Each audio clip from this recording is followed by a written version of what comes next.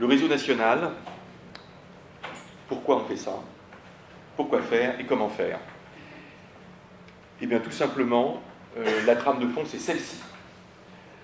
Il est remarquable qu'une industrie, la santé, est une industrie, mais bref, qui mobilise 8,5% du PIB mondial, investit si peu dans la recherche, consacrée à deux de ses stratégies les plus efficaces et les plus rentables, les soins primaires et les politiques publiques qui les sous-tendent et les complètent.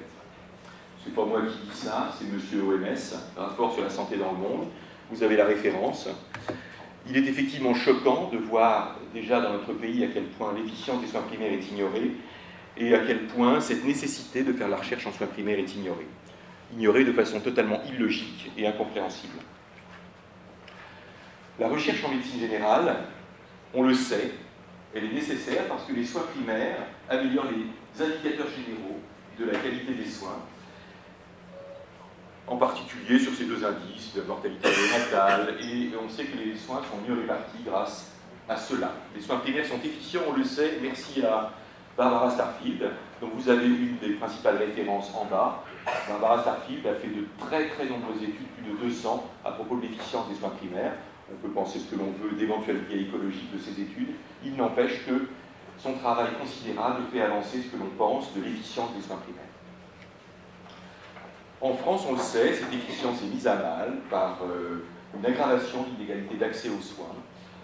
Je vous ai mis quelques exemples, la prévention du cancer du col, l'accès aux IRM, etc. Les activités de prévention ne sont pas mises en œuvre, la fonction de coordination n'est pas reconnue. Tous ces aspects qui ont été évoqués au cours des sessions de ce congrès et dans les articles dont vous avez eu à disposition dans vos pochettes de bienvenue au congrès concernent l'efficience des soins primaires.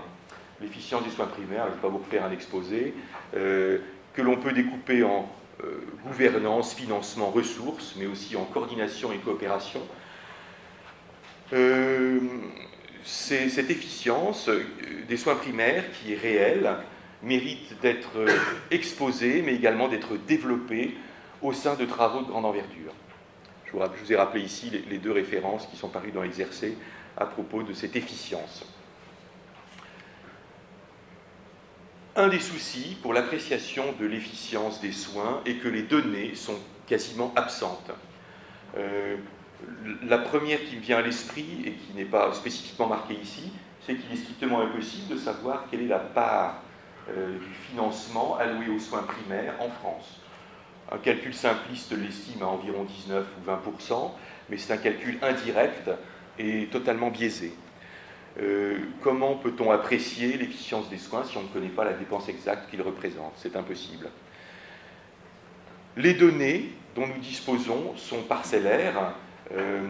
Quand nous avons travaillé pour exposer des données d'efficience et montrer leur présence pour ces deux articles, nous nous sommes heurtés à un certain nombre d'absences de données en France concernant l'accès aux soins, la gestion efficace de l'offre de soins, les conséquences des modes d'organisation des soins sur la santé. Tout ceci, naturellement, si possible, sur des résultats de morbidité. Mortalité, il ne faut pas en demander trop quand même. Vous savez que les données de mortalité sont extrêmement rares, même pour des produits aussi répandus que les antidiabétiques oraux, par exemple. On n'en a pas. Tout ce qui concerne la transférabilité des soins, toute la réflexion sur l'évolution du métier de médecin généraliste, de transfert de compétences entre les soins secondaires et les soins primaires, et les soins primaires et les médecins généralistes vers les autres professionnels de soins primaires, tout cela manque. Les données exactes concernant la prévention. Bref, nous avons certes des données, mais elles sont totalement manquantes, et le constat de ces données est de pistes de recherche absolument nécessaires pour que la recherche en soins primaires, pour que le soin primaire se développe et monte son efficience. Elles sont colligées dans l'agenda de recherche pour la médecine générale et les soins primaires, dont vous avez une version simplifiée et en français dans Exercer, et une version complète en plus de 80 pages en anglais, qui a été faite, mise en ligne et en accès libre par le GPRN, qui est donc le réseau européen de recherche en médecine générale. Nous le savons tous, organiser le recueil des données est incontournable. C'est incontournable, et la façon de faire, également incontournable, c'est de nous appuyer sur, naturellement, la compétence, mais également le nombre que nous représentons, pour faire un réseau collectant des données en conditions réelles de soins par les acteurs de la discipline, nous-mêmes, des acteurs formés à leur collecte et avec des études s'appuyant sur leur pratique. Bien sûr, nous faisons tous des travaux en région, et c'est bien, je le fais moi-même, mais pour avoir des données susceptibles de faire changer les recommandations, pour faire évoluer le soin primaire et le système de soins en général, il est très important que nous nous appuyions sur la force d'un réseau national. Contrairement à ce que l'on peut penser, le fait de participer, de concevoir des études est totalement compatible avec les intérêts régionaux. Et c'est la façon d'ailleurs, on pourrait y revenir lors du débat avec la salle, dont nous concevons à CNG Recherche les liens avec les régionaux. Qu'est-ce que l'on peut faire quand on est un réseau recherche national? Vous en aurez quelques idées avec ce qui va vous être exposé maintenant avec les différents travaux portés par le réseau. Mais naturellement, on peut faire des études descriptives.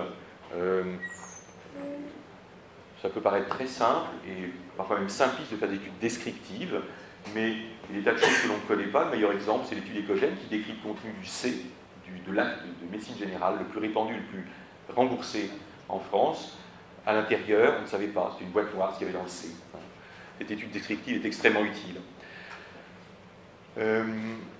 On peut faire des études beaucoup plus, alors un petit peu plus que descriptives, transversales, des suites de cohortes. On peut également faire de l'intervention, des études d'intervention, que ce soit sur les conseils, de l'éducation thérapeutique, les médicaments.